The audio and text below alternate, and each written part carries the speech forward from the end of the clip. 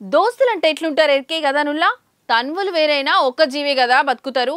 మన దోస్తుగాడు కష్టం ఉన్నాడంటే సాత్ ఇచ్చి కొంత సాయపడతారు. కానీ పానానికి వాళ్ళ పానం అడ్డం వేస్తారుల్లా. మరి గసంటి దోస్తు ఇంట్లోనే దొంగతనం చేసేటోళ్ళు ఉంటారు నుల్లా. అవు మొదలు నాకు సుతగిదే డౌట్ గిట్లా కొట్టింది. కానీ ఉన్నారుల్లా. మరిగా దొంగ కథ ఎక్కడ జరిగిందో చూసొద్దాం నడువురి.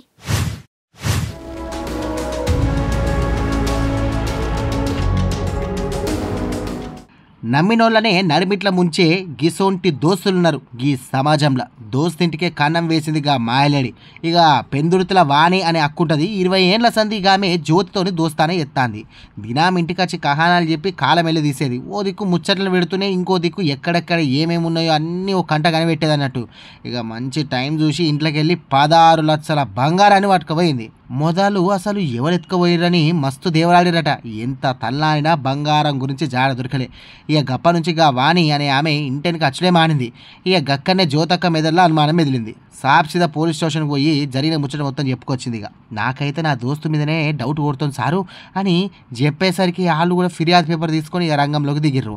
ఇక అన్ని దిక్కులు ఎనుకులాడి ఇక ఆమె సోపత ఆమెకి బంగారం ఎత్తుకుపోయిందని తీర్మానం చేసిర్రు. ఇక టౌన్కు పట్టుకపోయి పొల్లు దోమి ఇక తర్వాత బతుకు జీవుడు అన్నట్లు మొత్తం చెప్పుకొచ్చింది. మీరు ఎవరితోనన్నా దోస్తానికి ఇట్లా వేసినప్పుడు జరంతా పైలమల్లో ఎవరితో పడితే వాళ్ళతో దోస్తానికి ఇట్లా వేసి మా అశోక్ సార్ లెక్క ఆగం కాకుర్రీ.